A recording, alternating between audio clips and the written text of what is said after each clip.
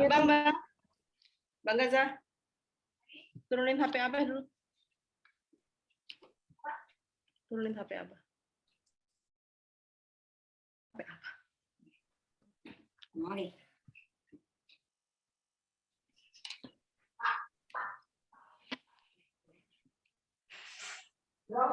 mulai Yo. sekarang kan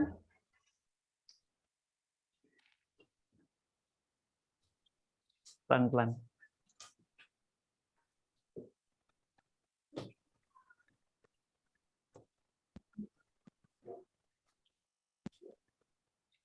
Mulai sekarang? Oke. mulai sekarang ya Om. Bentar. Ya.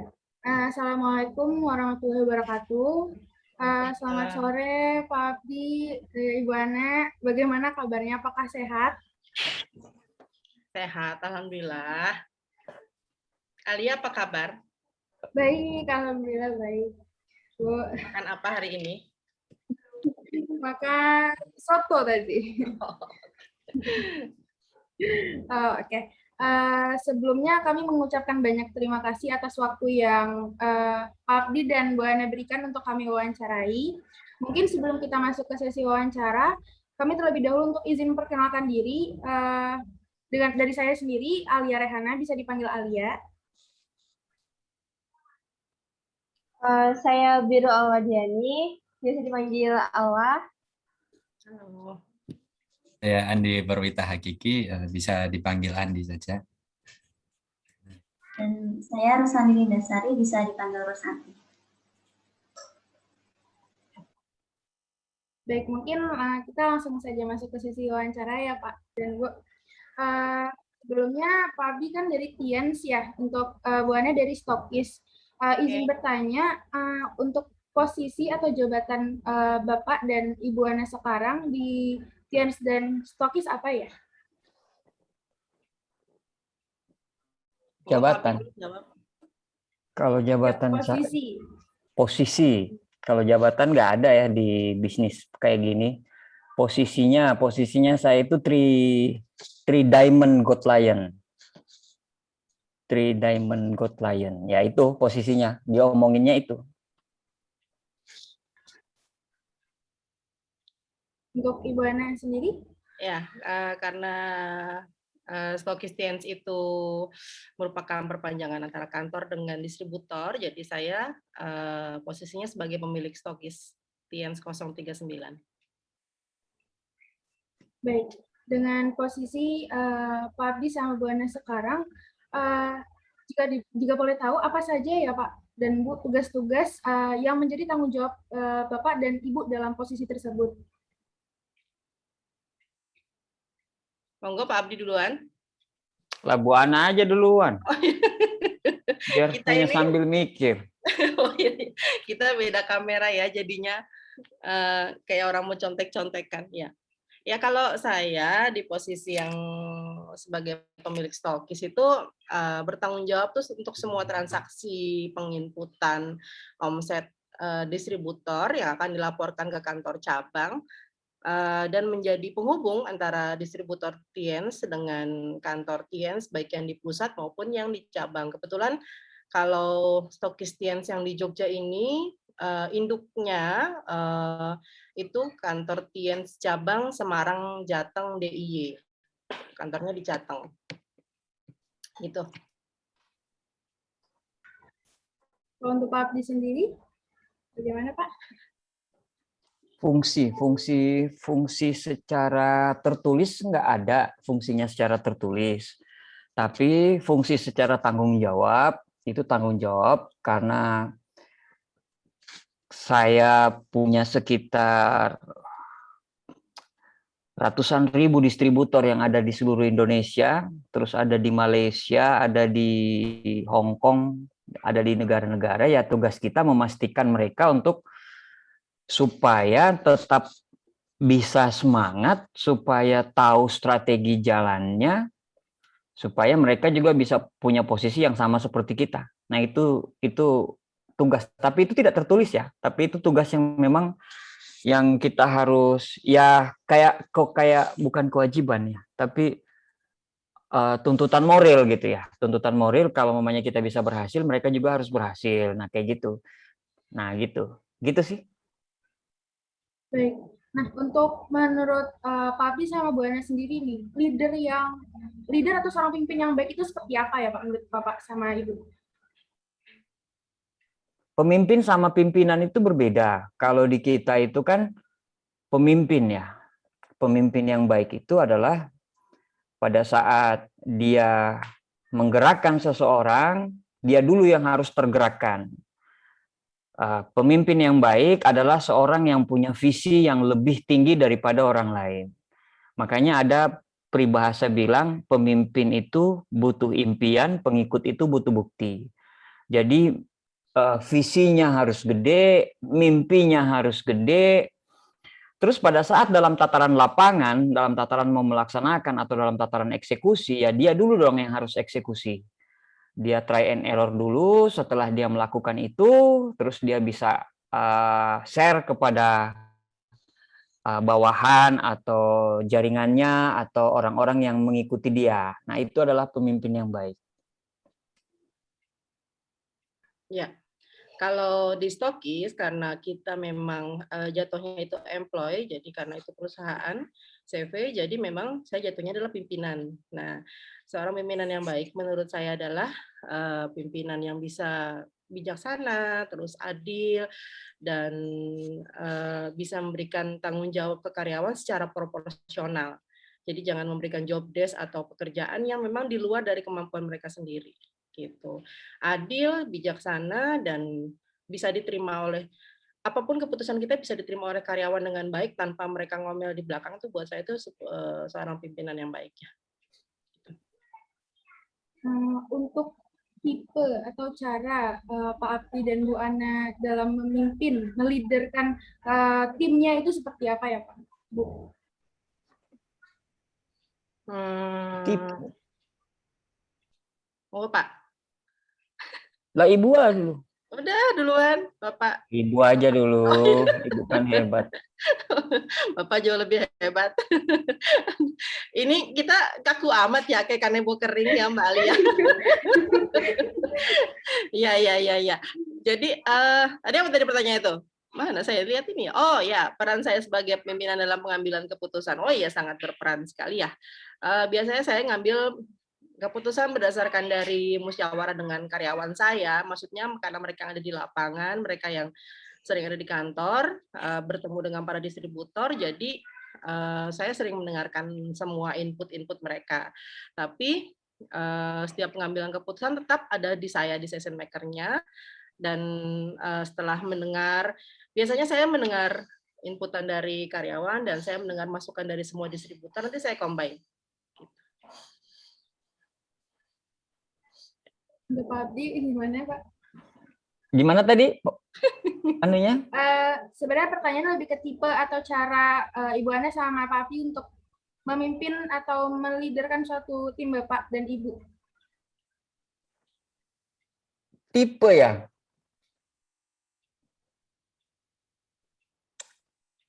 Karena bisnis MLM itu berbeda dengan employee ya. Jadi kalau bisnis employee itu kan dia kalau ada yang salah ya ganti, salah ganti, salah ganti, salah pecat gitu. Kalau di bisnisnya kita ini enggak Karena orang bergabung di bawah kita itu dia bukan bawahan masalahnya. Dia itu tim kerja, dia itu mitra. Jadi memang kita harus mengerti kepribadian masing-masing orang sih sebenarnya. Kita ngerti kepribadiannya apa, karena ada orang yang nggak bisa dikerasin, ada orang yang harus dikerasin dulu, ada orang yang nggak bisa digesek-gesekin dengan orang lain, misalnya, oh itu dia bisa, masa kamu nggak bisa sih, oh itu dia jago, masa kamu nggak jago. Ada orang yang bisa digituin, ada orang yang nggak bisa digituin. Ada orang yang bisa dikejar dengan istilahnya cuma dibilang, segitu aja masa nggak bisa. Ada orang yang langsung tiba-tiba gerak. Ada orang-orang yang nggak mau gerak walaupun diapain gitu. Nah, jadi pada akhirnya nanti kita harus menguasai, kalau tipe saya sih kita harus menguasain kepribadian orang, kita bermain dengan kepribadian dia itu, Nanti setelah dia mau jadi leader atau enggak, nah itu seleksi alam udah. Itu seleksi alam. Jadi bukan atas kemauan kita dia berkembang, enggak. Tapi itu atas dia menjadi leader kalau di bisnis MLM, dia menjadi leader atas kemauan dia sendiri, bukan atas kemauan. Kalau bahasa MLM itu atas kemauan upline-nya atau atas kemauan siapapun. Dia atas kemauan dia sendiri. Itu pengalaman saya ya, 19 tahun di MLM.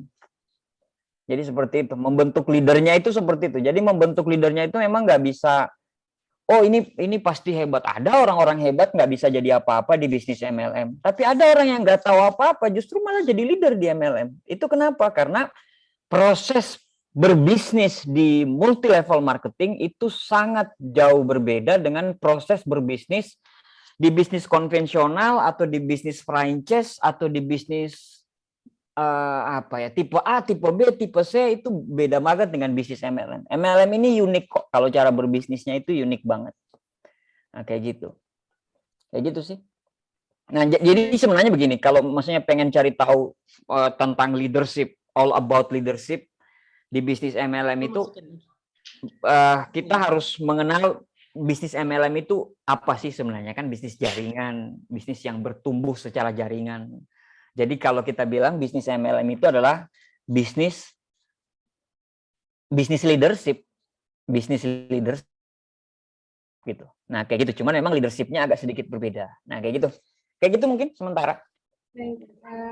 Untuk Ibu Ana sendiri tadi kan pimpinan stokis ya, pimpinan. Nah, gimana cara Ibu Ana cara Bu Ana untuk memimpin karyawannya?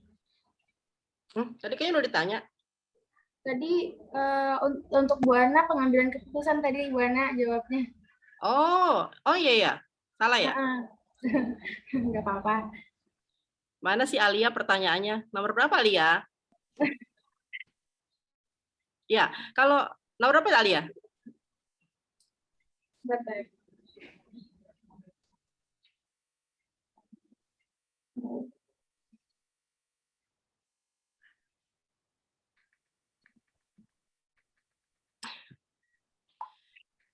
Nomor berapa Alia? Kayaknya Tantana ada yang ke-skip ya? Enggak? Nomor 14. Oh, Pinia. Iya. Oke. Ya. Kalau saya, karena memang jatuhnya bisnis employee ya, jadi memang saya saklek. Kalau saya sih cenderung memimpinnya, mereka kerjanya harus benar. Ya, santai-santai. Pas lagi tutup buku, kalau kita ada namanya tutup buku mingguan. Tutup buku mingguan itu namanya sama kayak mungkin di bank, di asuransi kayak gitu ya. Jadi mereka harus lapor omset, dan omset itu tidak boleh salah. Jadi kalau salah itu biasanya saya agak keras di situ. Jadi santai tapi detail, harus teliti, on time, kerjanya harus on time, dan bisa bertanggung jawab atas pekerjaannya. Jadi kalau saya, karena memang itu beda dengan Pak Abdi cenderung sebagai pemimpin, kalau saya memang sebagai pimpinan. Jadi pekerjaan yang dilakukan oleh bawahan saya itu cenderung tidak boleh salah. Baik, kemudian setiap perusahaan itu kan memiliki visi dan misi yang berbeda-beda sesuai dengan tujuan yang ingin dicapai oleh masing-masing perusahaan. Yang ingin kami ketahui, bagaimana cara Bapak dan Ibu untuk mengkomunikasikan visi, misi, dan tujuan perusahaan agar dapat tercapai.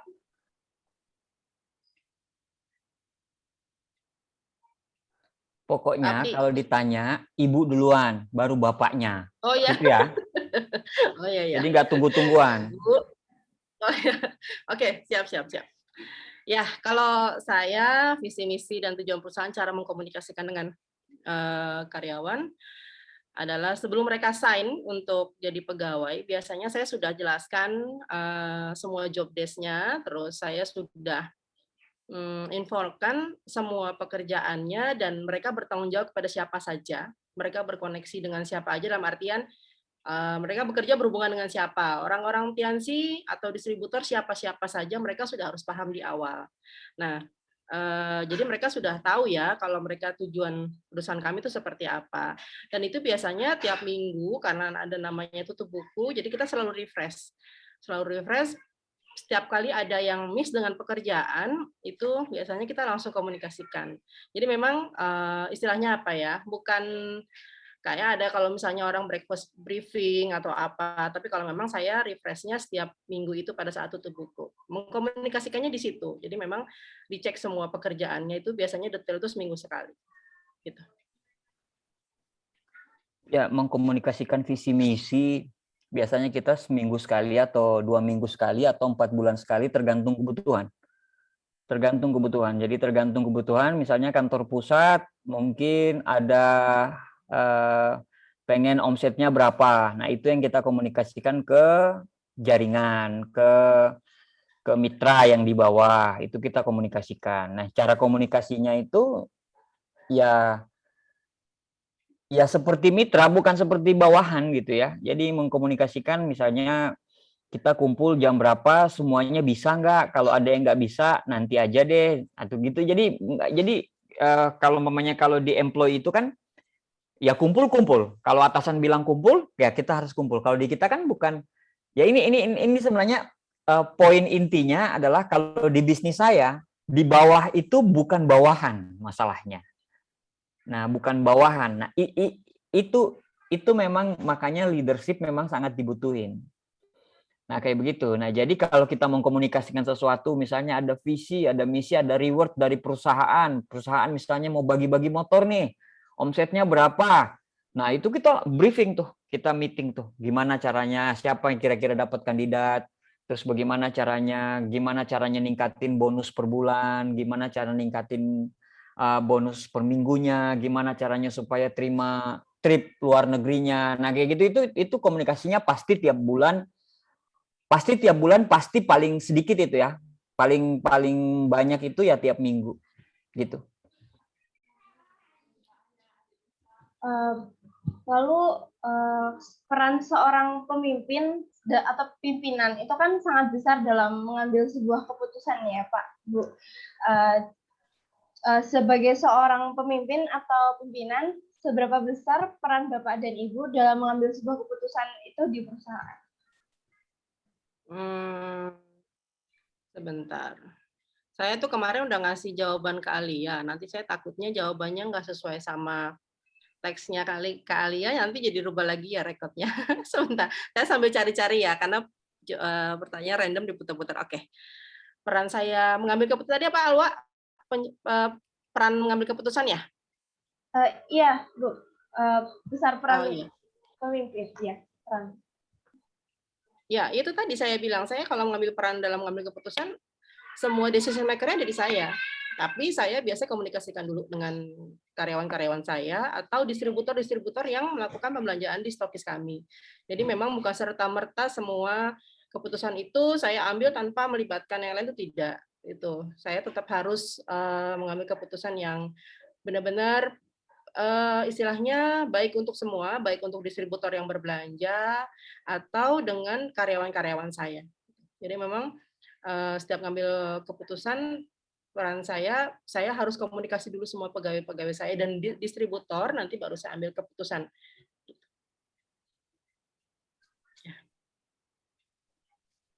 Ya, kalau peran saya, Alia, tanda ke orang ini sebentar ya. dalam mengambil sebuah keputusan,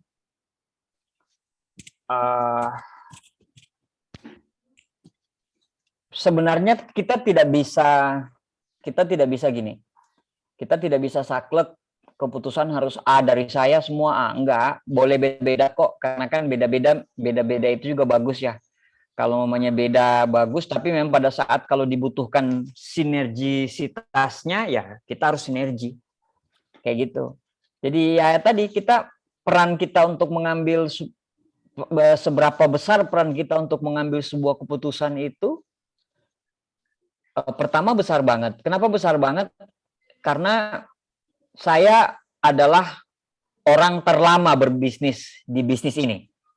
Jadi segala macam pengalaman, jatuh bangun, terus pengalaman yang dulu-dulu, jadi jelas saya tahu kan. Jadi pengalamannya lebih jelas. lebih jelas. Tetapi hal itu bukan serta-merta saya bebas untuk mengambil sebuah keputusan. Karena beda zaman, beda tantangan. Zaman dahulu mungkin itu bisa jadi tantangan, tapi zaman sekarang itu tidak bisa jadi tantangan. Jadi ya dikombinasikan. Nah, pada saat saya punya ide, saya bilang sama mereka, ini kayaknya bagus giniin. Gimana kira-kira menurut pendapat kalian? Oh, nggak bisa, Pak. Ini harus gini. Ya nggak akan ambil keputusan. Karena kan yang jalanin mereka sekarang, zaman sekarang. Saya kan berkembang zaman dahulu. Kalau zaman sekarang, saya leader tertingginya, tetapi yang zaman sekarang itu mereka yang itunya kan. Kalau saya kan dulunya, saya join dulu. Paham ya? Kalau nggak paham tanyain ya, nggak apa-apa ya. Iya baik Pak. Paham, Pak. Lalu tadi kan Pak Abdi juga bilang kan keputusan yang diambil itu peran Bapak itu sangat besar dalam mengambil keputusan. Nah, jika suatu keputusan yang diambil itu mendapatkan keluhan atau bahkan kritikan dari bawahan atau tim Bapak, bagaimana cara Bapak itu menyikapi hal tersebut ya Pak? Ya kita konsultasi, komunikasi dua arah, face to face berarti. Dengan orang yang tidak setuju itu gimana? Maksudnya kita otomatis, kalau kita dalam satu tim, kan otomatis sebenarnya tujuannya sama. Cuman arahnya yang berbeda toh. Kan begitu, kuncinya kan begitu nih. Kuncinya kalau dalam sebuah kepemimpinan itu kan sebenarnya tujuannya sama. Semua pengen gede nih, apalagi kalau di marketing. Di marketing semuanya pengen sukses, pengen omsetnya gede. Pengen dapetin apa yang diimpikan. Nah, cuman caranya yang berbeda. Nah, komunikasi caranya ini secara teknis yang kita komunikasikan. Gimana? Kenapa? Kamu ngomongin plan A-mu seperti itu kenapa? Oh, karena begini Pak, begini. Saya bilang, plan B-nya itu seperti ini. Nah, kalau misalnya kita tidak ketemu titik temunya, biasanya memang kita ada voting.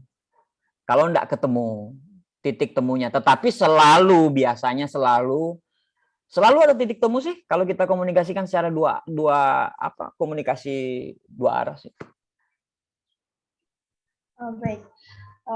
Mungkin saya mau ulang pertanyaan saya untuk Bu Ana tadi karena mungkin belum ini ya Bu ya, belum pertanyaan. Iya.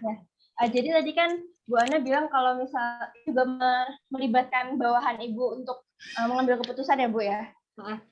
Nah, jika suatu keputusan yang diambil itu mendapatkan keluhan atau bahkan kritikan dari bawahan Ibu, bagaimana cara Ibu menyikapi hal tersebut?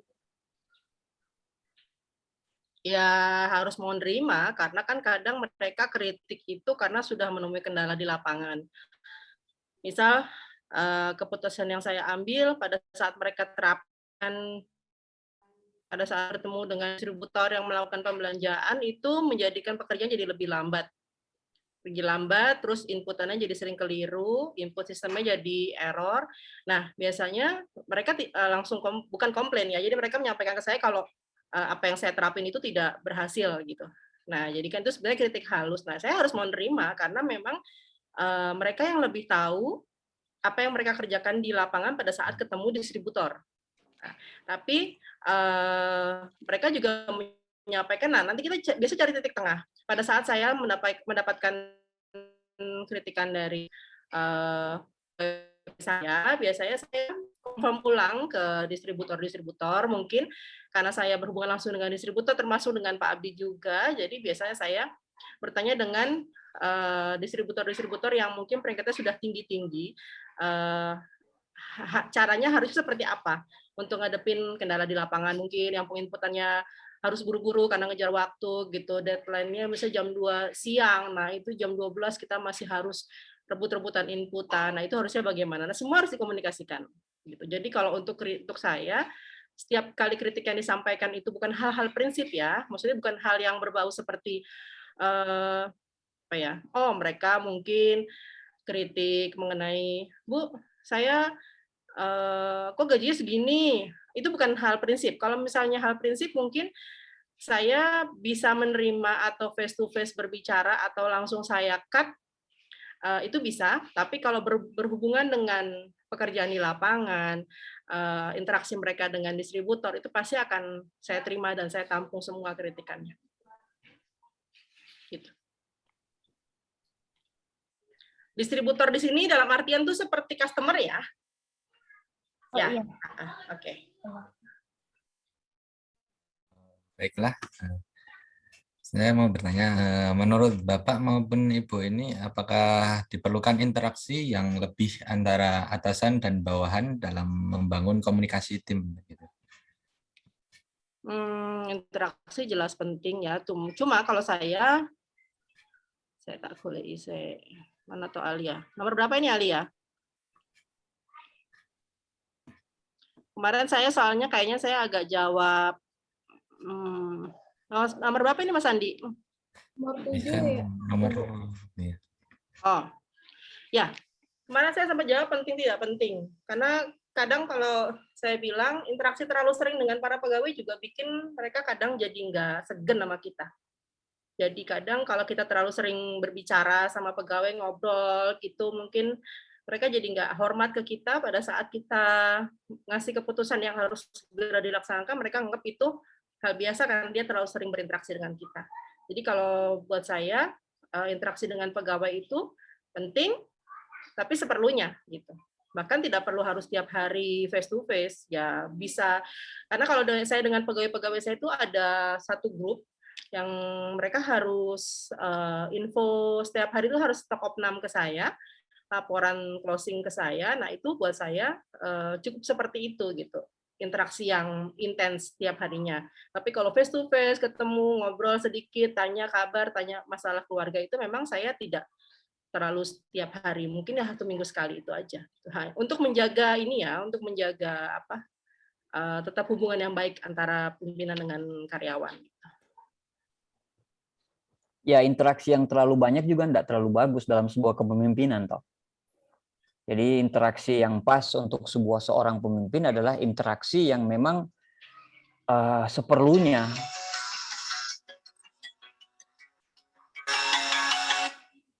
Interaksi yang seperlunya aja. Seperlunya kalau misalnya kita ada masalah atau ada yang harus dikomunikasikan, ya kita komunikasi, kita berinteraksi. Nah, kayak begitu. Nah, beda ya kalau berkomunikasi secara bisnis dan berkomunikasi secara kekeluargaan itu kan berbeda. Yang ditanyain ini kan konteksnya kalau interaksi secara berbisnis toh. Iya kan? Kepemimpinan kan? Iya. Nah, seperti itu. Ya sesuai jadwal aja kalau saya. Saya sesuai jadwal. Kalau jadwalnya kita harus kumpul ya kita kumpul. Kumpul berarti namanya interaksi. Tapi kalau nggak kumpul ya biasanya interaksinya itu karena jaringan saya satu Indonesia ya. Jadi interaksi hari ini dengan Pekanbaru, besok dengan Kalimantan Tengah, besok lagi dengan Kendari, besok kayak gitu. Jadi interaksinya begitu satu persatu ya. Personal interaction gitu ya. Nah, kayak gitu sih. Baiklah. Nah, lalu bagaimana cara Bapak ataupun Ibu untuk mengelola sebuah tim itu sehingga kepemimpinan Bapak maupun Ibu ini bisa membentuk sebuah tim yang solid begitu? Kalau saya pribadi itu setiap person atau setiap karyawan saya itu diwajibkan untuk bisa kerjasama dengan yang lainnya, entah dalam satu pekerjaan yang sama, entah atau dengan karyawan di bagian lain gitu. Dan memang dilarang untuk saling membicarakan antara satu dengan yang lainnya. Jadi memang saya menghindari sekali manajemen konflik di antara pegawai-pegawai saya gitu. Kalau saya sudah dengar berita-berita yang mereka saling tidak suka satu dengan lain dan saya tahu, biasanya saya akan langsung skip gitu ya. Saya langsung bilang nggak usah dibahas lagi, tiap orang punya pribadi masing-masing, yang penting di sini kerja gitu. Jadi saya memang sudah batasi untuk mereka tidak terlalu membahas antara satu karyawan dengan karyawan lainnya gitu. Ya itu intinya untuk Pertanyaannya apa sih? Untuk menghindari manajemen konflik ya.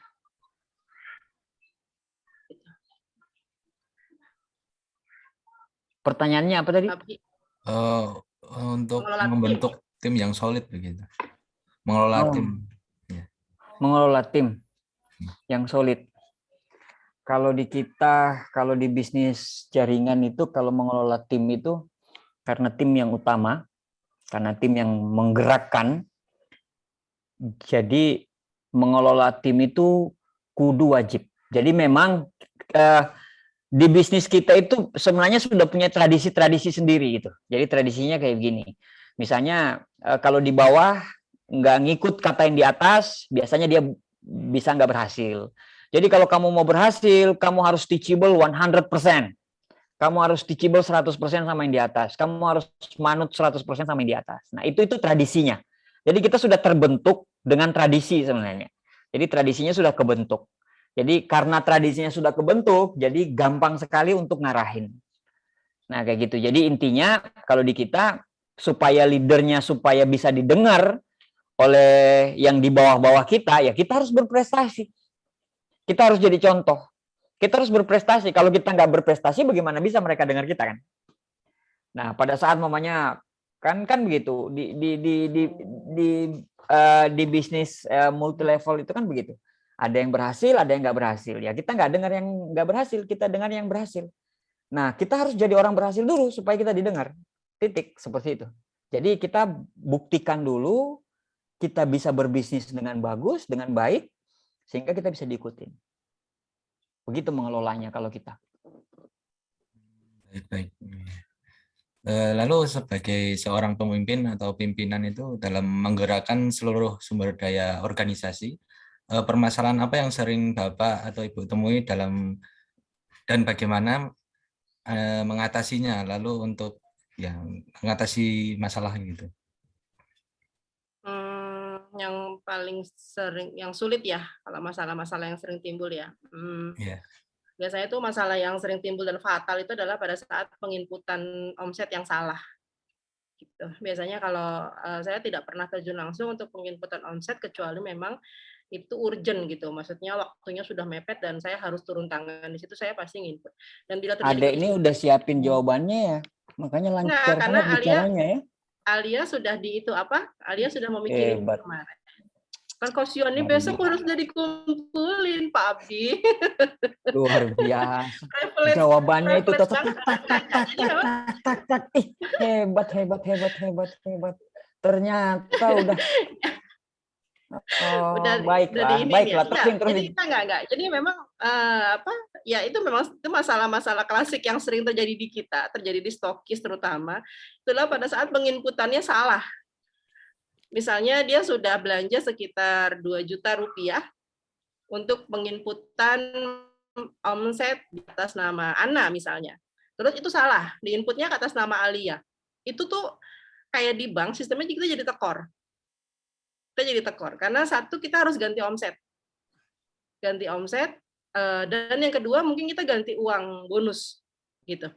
Tapi kalau misalnya di waktu deadline-nya itu misalnya masih ada kayak kayak saya masih bisa dapat dari kepala kantor Tiens Jateng, saya bisa langsung hubungi kepala kantor itu untuk minta waktu sedikit untuk rubah gitu.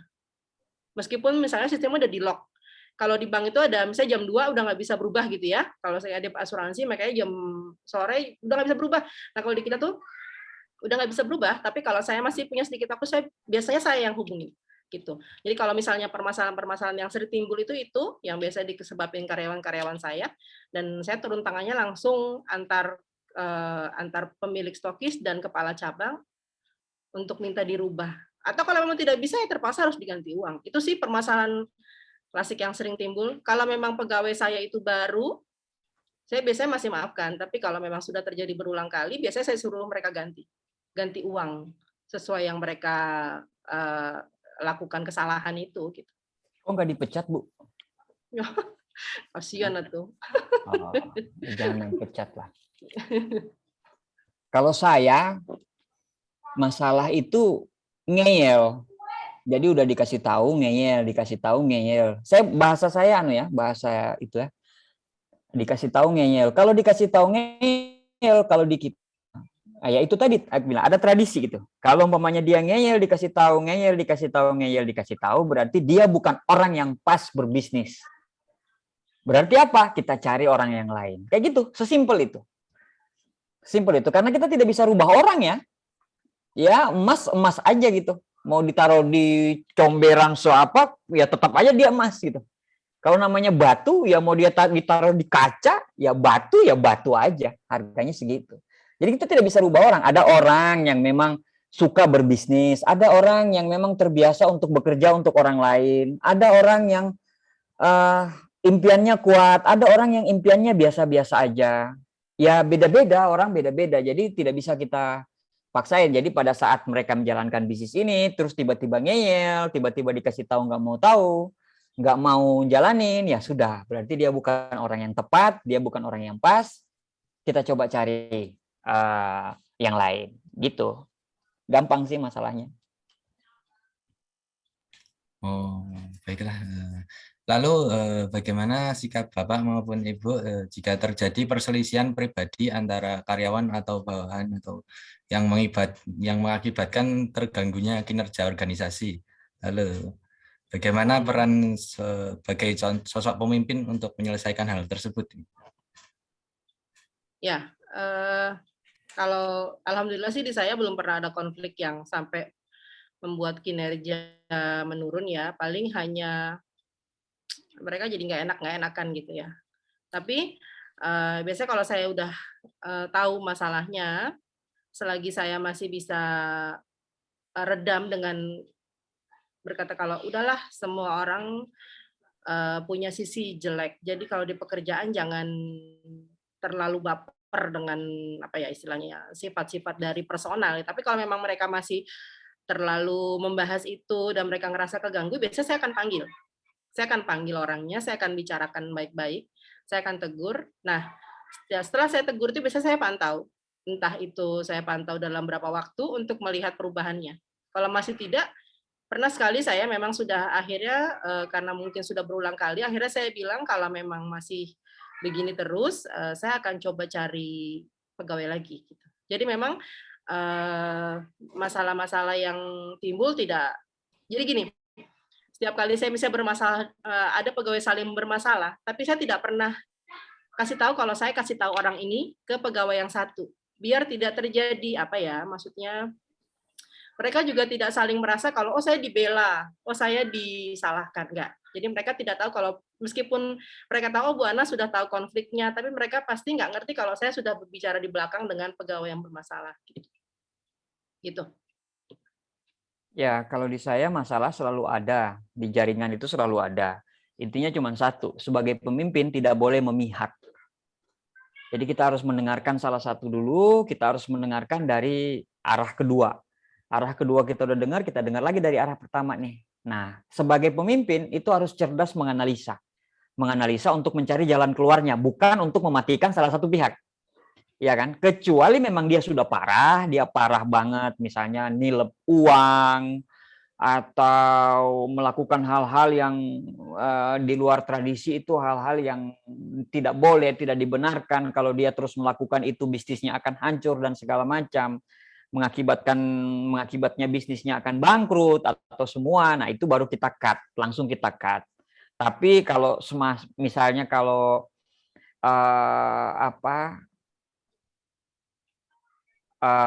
hubungan gitu ya, sama ya relationship is all about communication sih sebenarnya.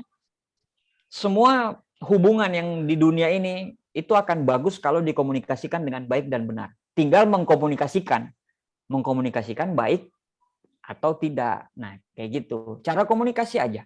Cara komunikasi. Ada juga cara komunikasi, ada orang yang berkomunikasi sebenarnya intinya dia bagus nih ngomongnya, cuman cara menyampaikannya nggak benar, akhirnya nggak bisa diterima.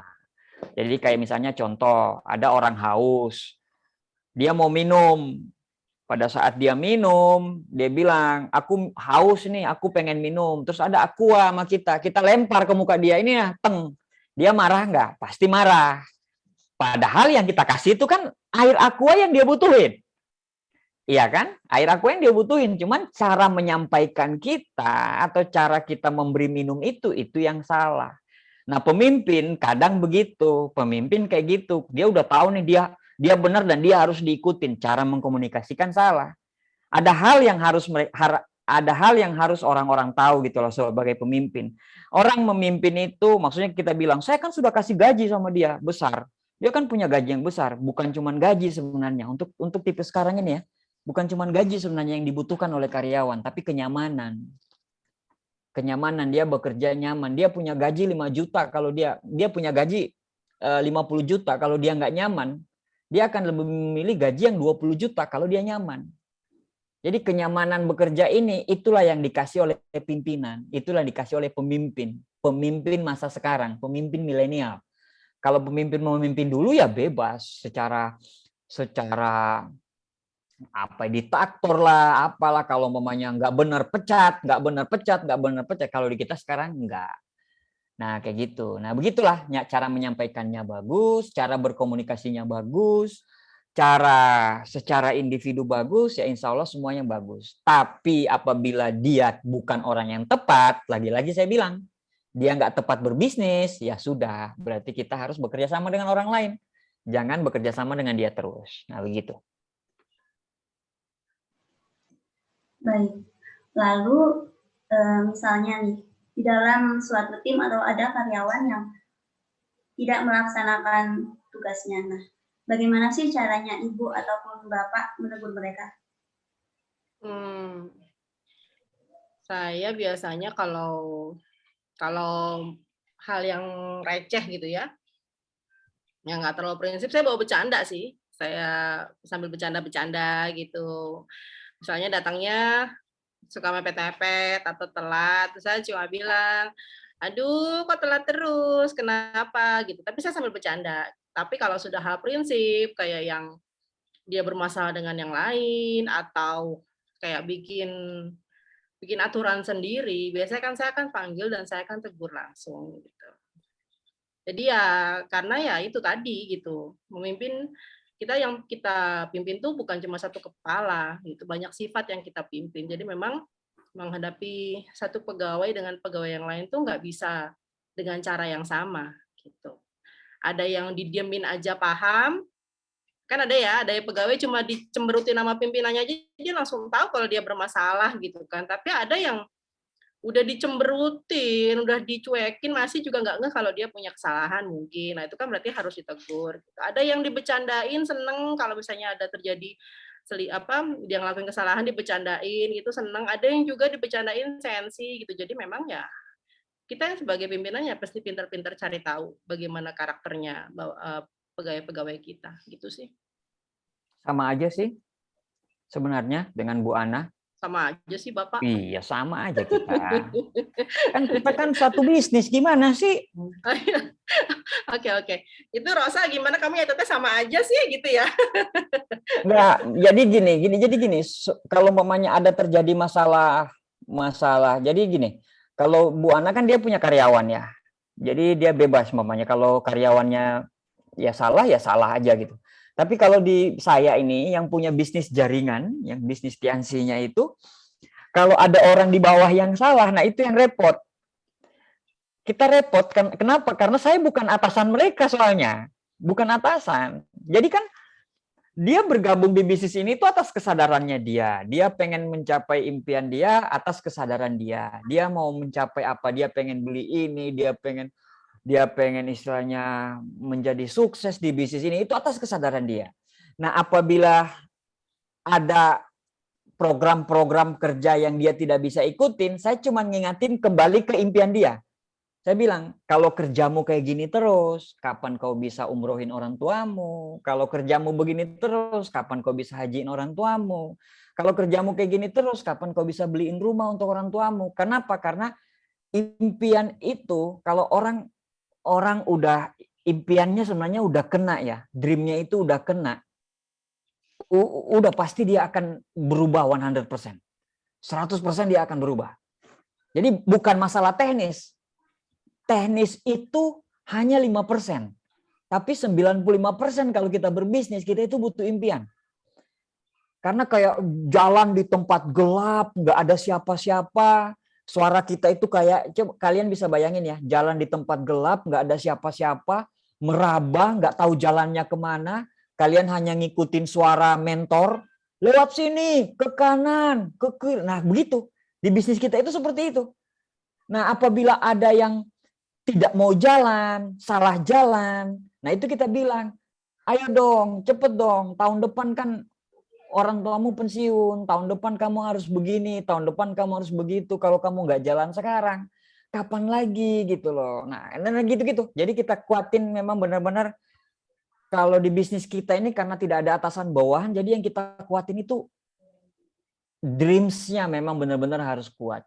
Kalau dreams-nya cuma dreams receh, mentalnya pun akan receh juga. Tapi kalau dreams-nya ini kuat, mentalnya bisa mental baja.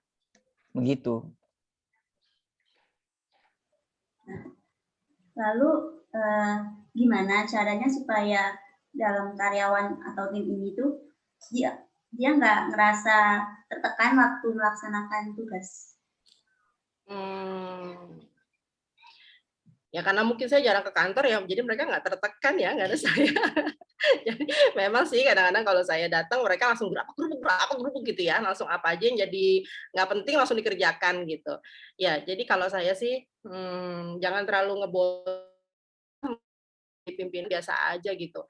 Karena sebenarnya kita tanpa mereka pun nggak akan jalan tuh pekerjaan kan.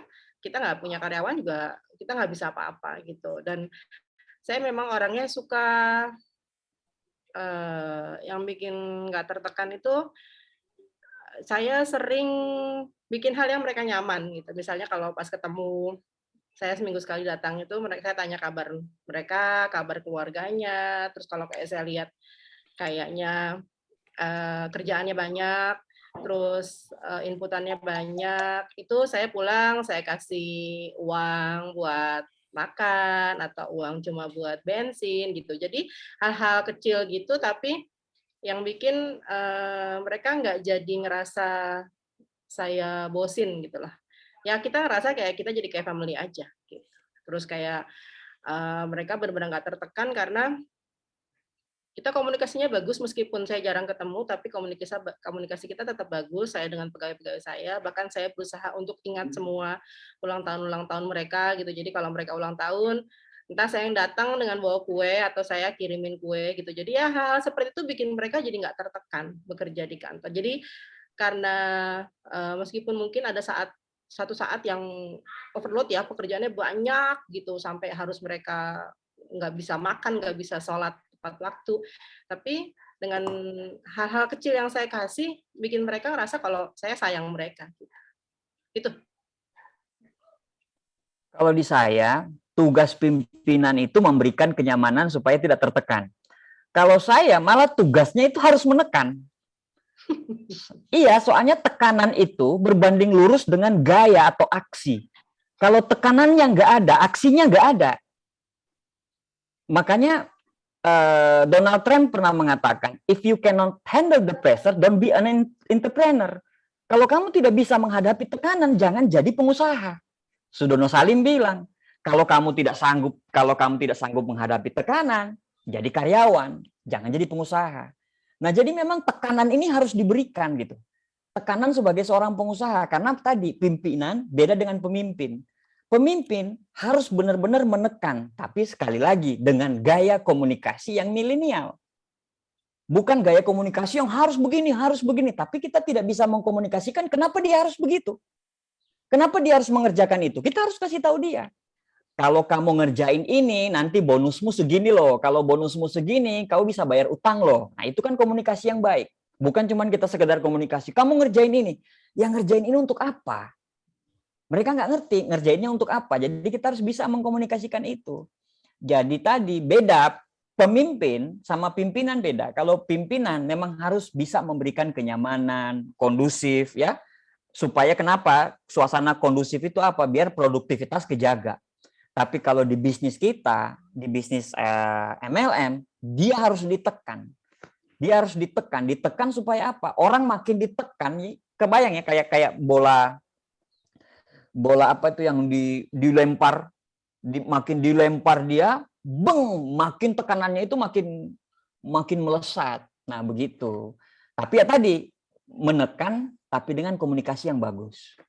Makanya sebenarnya pemimpin itu harusnya tahu karakter-karakter manusia. Manusia ini apa, yang dihadapin ini apa? Melankolis kah, flegmatis kah, koleris kah, atau sanguin kah? Karena berkomunikasi dengan orang koleris berbeda berkomunikasi dengan orang sanguin. Berkomunikasi dengan orang sanguin berbeda dengan orang plekmatis. Plekmatis berbeda dengan orang koleris. Jadi masing-masing berbeda. Jadi memang untuk mempunyai sebuah bisnis multi level yang gede gitu ya, yang long life ya, kayak saya yang 19 tahun jalanin bisnis MLM di Tiansi, saya sudah terima semua reward. Peringkat saya salah satu yang tertinggi di Indonesia. Semua reward di Tiansi sudah saya sapu bersih. Kalau mau long life itu, betul-betul memang kita harus ngerti cara memimpin. Kalau tidak ngerti cara memimpin, ya hitungan detik nggak bisa jalanin bisnis MLM. Makanya mungkin teman-teman sering dengar gitu ya, oh itu jalanin MLM berhenti, itu jalanin MLM itu berhenti, itu jalanin MLM berhenti, oh itu jalanin MLM berhenti. Yang teman-teman hadapin sekarang adalah orang yang hampir 20 tahun jalanin MLM dan tidak punya bisnis yang lain. Jadi hidup kami itu hanya dari MLM. Nah, MLM it's all about leadership. Leadership it's all about communication. Jadi memang ilmu komunikasi, ilmu leadership itu tidak pernah putus kami pelajari. Kenapa? Karena kami bisa long life karena leadership. Kayak tadi, jadi istilahnya bagaimana mengatasi tekanan? Ya mereka harus ditekan, nggak boleh nggak. Begitu. Seperti itu ya, panjang ya jawabannya ya. Nggak apa-apa, asik. Sekali-sekali. Saya kan ngasih training. Papernya ya? Iya, saya kan ngasih training kayak gini dibayar puluhan juta biasa. Tapi kalau ini training gratis lah ya. Ini training gratis lah ya. Ini training privat loh. Biasanya saya orang datang harus bayar loh sama saya. Ini karena Alia loh ini. Lanjut, silakan. Nah, ini pertanyaan terakhir yang ingin saya tanyakan ya. Nah, pesan apa sih yang ingin Ibu maupun Bapak sampaikan untuk generasi milenial sekarang yang sedang berusaha untuk menjadi seorang leader? Kalau saya, ini saya nanti lebih Pak Abdi berarti ya. Dan kalau saya sih kalau saya sebagai seorang pemilik Tiansi ya, pemilik stokis ya, saya bilang kalau mau jadi leader ya,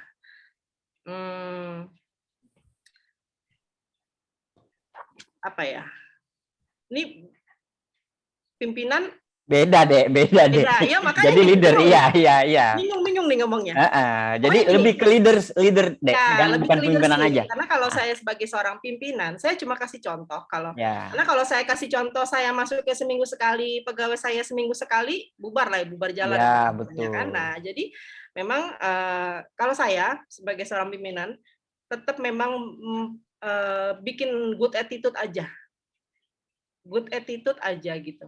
Jadi kamu lakukan apa yang memang menurut kamu itu baik, meskipun orang tuh nggak suka, yang menurut kamu baik dan itu benar gitu.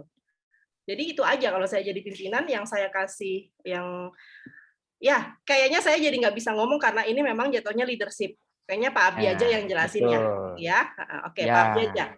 Kalau misalnya apa pesan Pak Abdi terhadap kaula muda supaya bisa menjadi kaula muda? Milenial itu zaman dahulu sih kaula muda. Apa pesan Pak Abdi untuk kaum milenial supaya bisa jadi leader? Kalau bisa jadi leader, pesan saya berarti jangan kerja dengan orang lain. Itu pesan saya. Karena mau jadi leader nih. Iya kan? Kalau kerja dengan orang lain, Anda tidak akan bisa jadi leader. Jadi berusahalah untuk menjadi seorang entrepreneur di bisnis apapun. Banyak bisnis kok. Semua bisa jadi uang kok. Dengan handphone bisa jadi uang. Era kita era digital. Dengan motor bisa jadi uang. Jadi zaman sekarang ini lebih susah cari pekerjaan daripada cari uang. Jadi kalau ada orang bilang sekarang ini, aduh Pak, saya susah cari uang. Berarti kau nggak ngerti apa-apa berarti. Nggak ngerti apa-apa. Uang itu dengan handphone aja kita bikin itu sudah ada uang kok. Motor kita tengok keluar bisa jadi uang kok. Dengan barang-barang bekas kita dijual di markas bisa jadi uang kok. Jadi lebih susah cari pekerjaan daripada cari uang. Jadi kalau bicara sebagai seorang leader, kalau mamanya kita mau bilang mau jadi leader yang baik, yang pertama adalah memang jangan pernah terpikirkan untuk kerja dengan orang lain. Itu dulu. Itu dulu. Jangan kerja dengan orang lain. Karena kerja dengan orang lain, kita tidak akan pernah bisa jadi leader. Kita tidak akan pernah bisa jadi leader. Yang kedua, setelah kita punya bisnis sendiri, intinya satu, berbisnis itu jangan takut gagal, jangan baper.